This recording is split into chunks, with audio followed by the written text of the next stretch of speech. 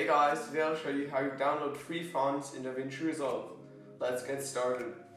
So downloading a font in DaVinciResolve is way easier than you think it is. The only thing you have to have is a TTF file. I downloaded my font from Font Squirrel. The link is down in the description.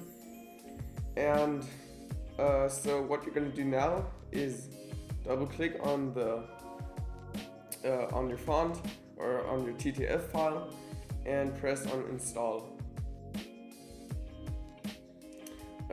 When you're going back onto DaVinciResolve, you will see we don't have our, how was it called? Convetica font.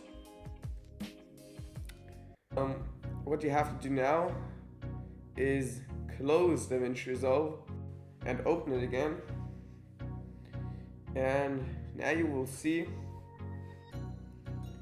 that if you go on your text notes again,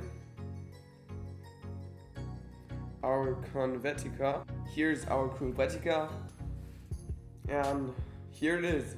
This is how you install a font in DaVinciResolve. If you like this video, please subscribe to our channel, leave a like, and see you next time. Bye.